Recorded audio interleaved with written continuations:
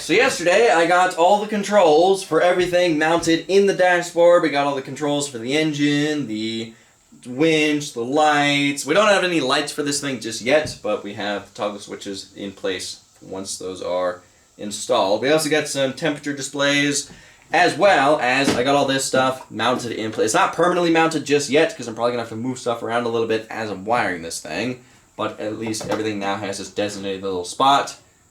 As well as I put this giant toggle switch that'll shut off all the wiring harness, and I also bought a 200 amp circuit breaker that hasn't gotten here yet that I'm going to be putting in between the battery and then everything else. So we'll have circuit breaker that'll shut off everything. Everything will have its own designated little fuse, as well as we will have a battery shut off switch in case anything goes haywire. So this thing should be pretty well protected. Now, I've been really trying to think of how water resistant am I trying to make this thing, because I was originally thinking of using these. These are, if you guys can read that, these are high quality plastic waterproof cable glands. Is that what these are called? Cable glands? Basically, you drill a hole, put these in the hole, and then put the wires through, and then tighten these down.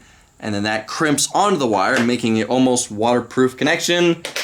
But I don't think we need to go to that level with it. I don't expect to go scuba diving with this thing. I just want to make it to where at least 95% of the water that gets splashed up from the tire or gets rained on this thing doesn't end up in this wiring box. But if water does get in here, I did drill 3 little holes on this side of the wiring box. So therefore, if water does get in here, it can drain out. So also, we probably don't want to have this thing completely airtight. We do want a little bit of ventilation. We don't want the battery getting hot or anything in here getting super hot. So we probably do want a little bit of ventilation. So anyway, next thing is we need to get the motorcycle wiring harness put in place and neatly tucked into the corner right here. And then we need to figure out how we're running all of the wires from this up to the engine.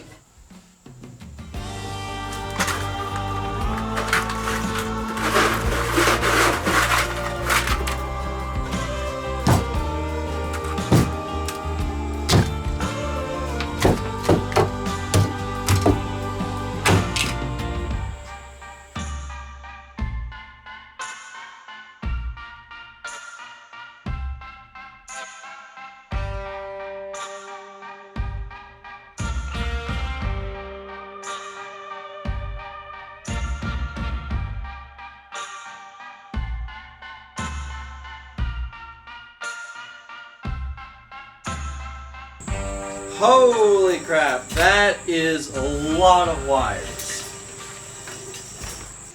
Yeah, holy crap, did I underestimate how many wires we're gonna need going from this wiring box up to the end. I thought it was gonna be around like 35. Nah, this is 52 wires. This isn't including the giant power wire for the starter motor, as well as I will run another power wire for ground, just because. So yeah, I probably don't want to run all this into one wiring loom. Probably be smart to split it up into 2 of them. So yeah, that's gonna be fun, connecting all this stuff together. Oh boy. Yeah, so this seems pretty evenly split in half. So these are all the power wires, the stator wires, the spark plug wires, the fuel injector wires, and then these are all the sensors. So yeah, now we just gotta shove all this stuff in the wiring looms.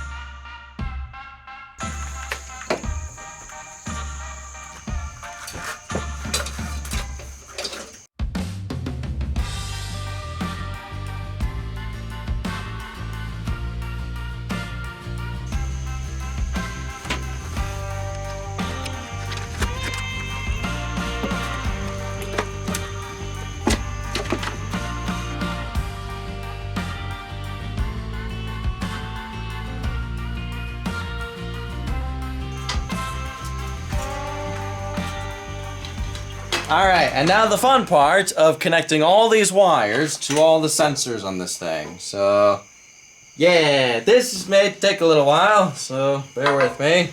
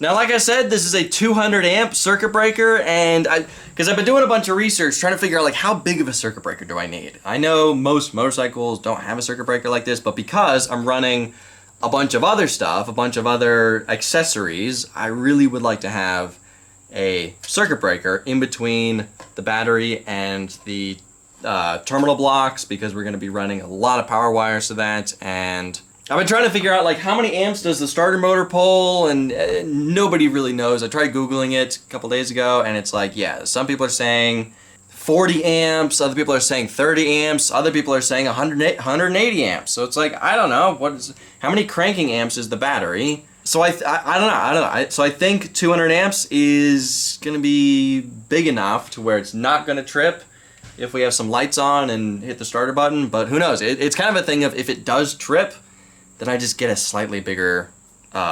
circuit breaker.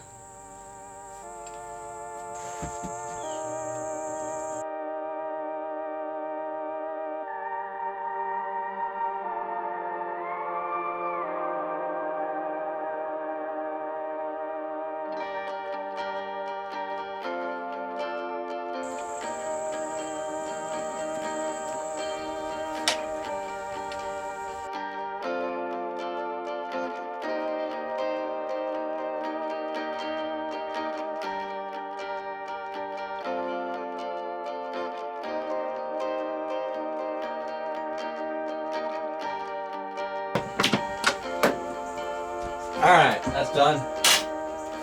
Alright, moment of truth to see if it turns on. Nice. Neutral light's working. So I haven't hooked up all the sensors just yet.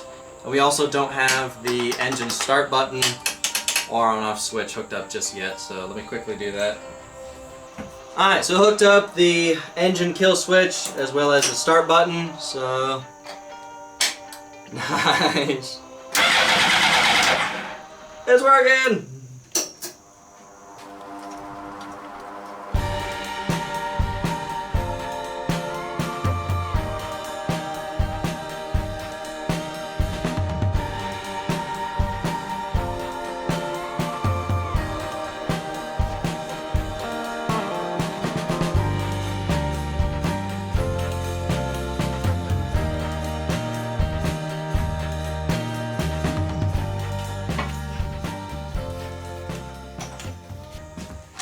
Alright, now we are almost at the point where we can finally see if we can get this engine running, but before we can do that, we do need to fix the fuel pump. Now, remember in the last video of this project, this pump was getting power, it just the pump itself wasn't spinning. So I actually found this on eBay. This is a stock replacement of the actual pump itself. I was going to see if I could maybe get this one working, maybe if I took it apart and cleaned it or something, maybe I could get it to, but I didn't want to take the chance of taking it apart, and yeah, it's broken. We need a new one, so I bought this. This was actually only 50 bucks, and it does come with a new filter, which is nice. Alright, hopefully I can take this thing apart without breaking anything. So...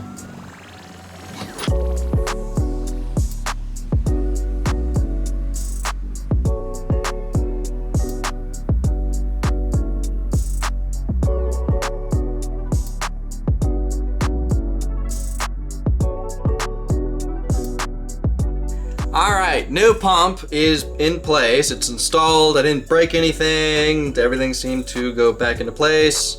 The only thing I couldn't really figure out was the new pump came with this tiny little star looking thing, and I have no idea where that went, so I guess it's not important. We'll find out, I guess. Anyway, new pump is hopefully fixed, so let's put it back in the gas tank, put the tank back on, and see if this thing will finally fire up.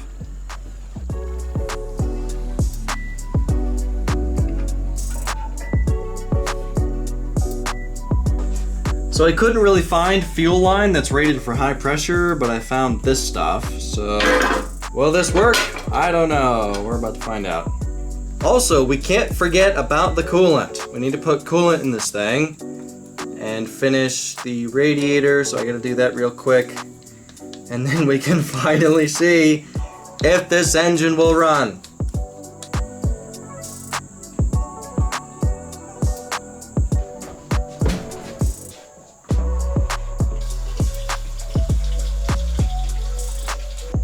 Alright, let's finally see if this thing will fire up. We need to make sure that the fuel line that I'm using isn't going to expand too much. So... Nice! You can hear the fuel pump working.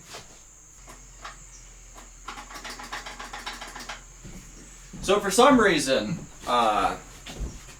with this setup, you have to have the clutch pushed in, otherwise it won't turn over.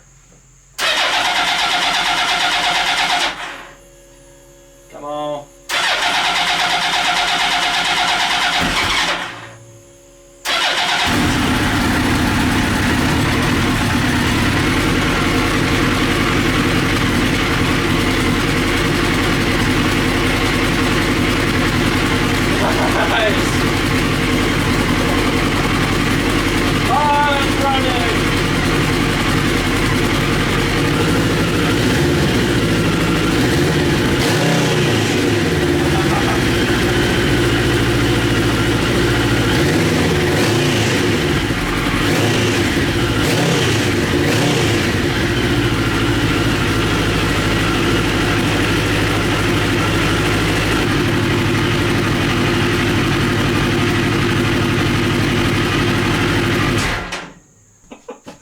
So it works. It runs. That is awesome. So let me check the oil level, because it's a bit on the low side. So let me just fill it up with a little bit more.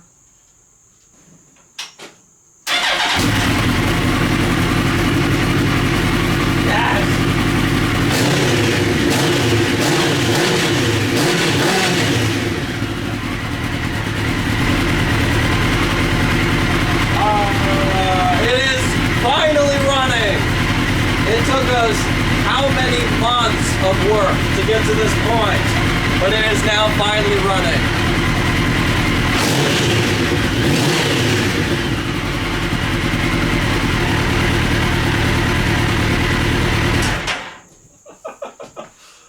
Oh, it is working. So I'm trying to at least let it warm up a bit and just like feeling the radiator hose, making sure that heat is moving through it, and so far it's I mean, that's getting a little bit warm, but these steel pipes for the coolant lines are still cold. I mean, that's really hot. That's warm, that's warm, that's warm. So I think coolant is flowing. Oh. There goes my carbon monoxide detector. Yep, let's let it air out in here. It kind of stinks. Alright, so I at least want to see this thing spinning all the tires at once with the power of the engine. So I put this thing on jack stands, so therefore all the tires can spin freely. So let's start this thing up and put it in four-wheel drive. Is there a way to fix that to where I don't have to push the clutch in?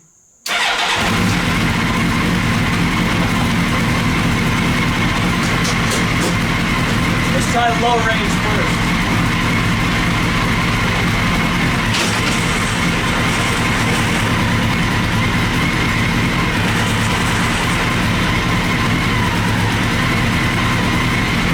Clutch is working.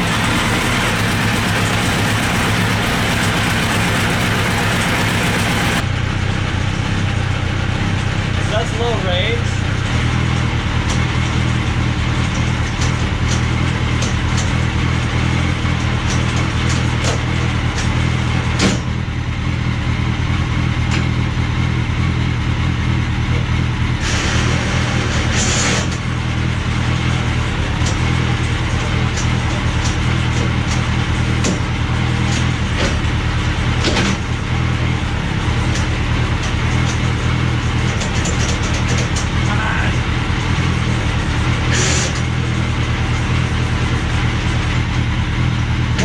Going to gear. There it goes. That's medium range. That's high range.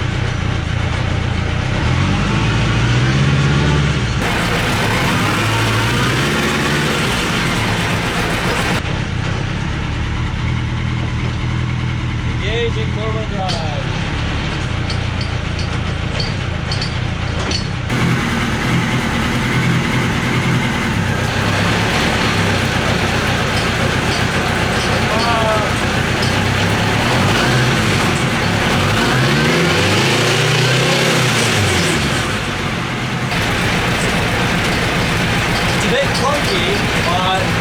It's working!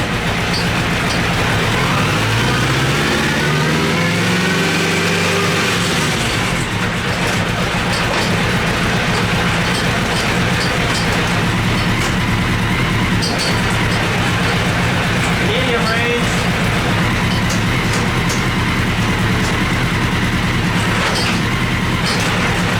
Low range. And reverse. Nice.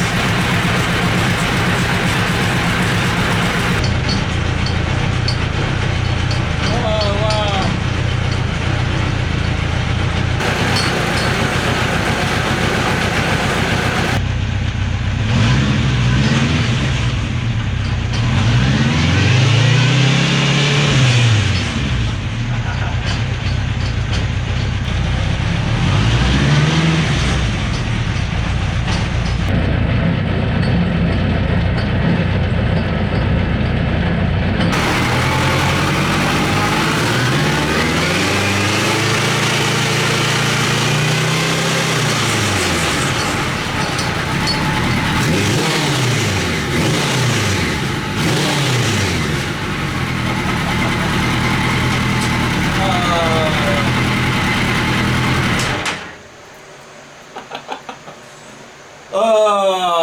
It works.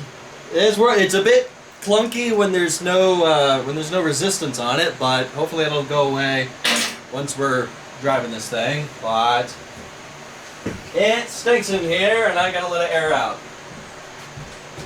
Yeah, it is awesome finally hearing this engine running for the first time. I know it's been a long journey to get to this point. Now, the engine sounded really strong.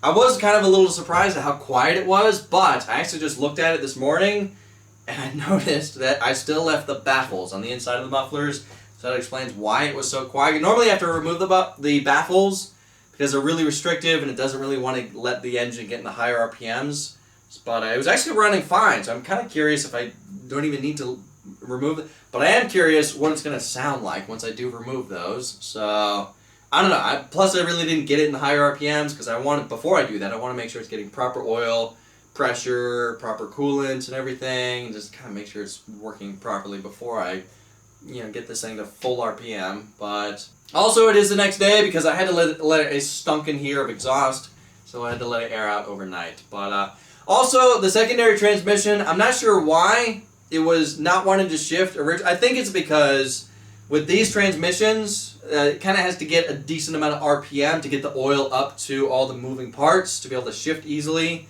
And I think when I first tried to shift this thing, all the oil hadn't, we didn't really get it in the high RPMs to let it do that. But once I got it in high range and I let it, rev up a little bit more, it was getting a lot easier to shift. Because when I first tried to shift it, I had to grind it to find medium range and high range, which kind of made me a little nervous at first. But once I shifted a little bit more, it was getting a lot easier. So also I did want to, in this video, take this thing in the backyard, test the clutch, test four-wheel drive, test everything, but we kind of have to save that for the next video of this project because we need to finish some wiring, we need to hook up the power steering, we need to hook up the radiator fan, also hook up the winch. I should probably add some chain guards on the back in case anything happens. So also, I'm going to be honest, I'm kind of really second-guessing myself about wanting to have the radiator in the front.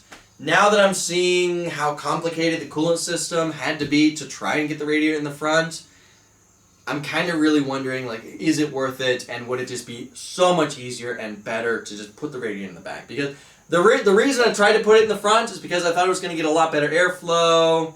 It was an empty space in the front. I was afraid that if I put the radiator in the back, it would make it to where it just takes up all the space and I wouldn't be able to have a rear view mirror and be able to see. Because, like I keep saying, the annoying thing about the CBR 1000 project is you cannot see behind you when you're strapped into that thing.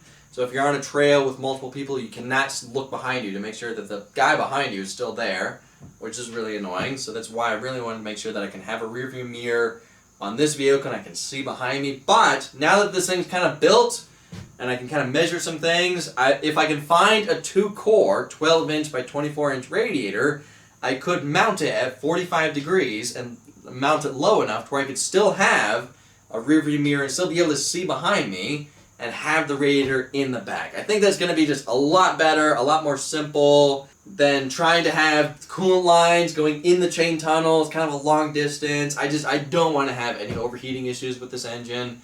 And if I can put the radiator in the back, it's going to make this a lot better and a lot more simple and possibly a lot more reliable. And it'll actually open up a lot of space in the front for storage, because we do want to have storage on this thing to have, room to put spare tools, parts, camera equipment, all that kind of stuff, and it would make a nice spot in the front to add storage to this, because it may just be a lot better in the long run to just put the radiator in the back. So anyway, next video of this project, we get to finalize the wiring, get the power steering working, radiator fan working. We got to make sure the coolant setup is working and everything, chain guards, and then we can take it in the backyard and really test to make sure that everything's working, test four-wheel drive, two-wheel drive, and all that kind of stuff. Now, don't forget, I do have new merchandise, new t-shirt designs, as well as stickers. I have 5 new pictures, 2 of the CBR, and 2 of the Grave Ninja, and this picture with the Grave Ninja and CBR together. So, links in the description below, definitely go check that out. But anyway, guess that's it for this video. Thank y'all for watching. I'll see ya in the next video.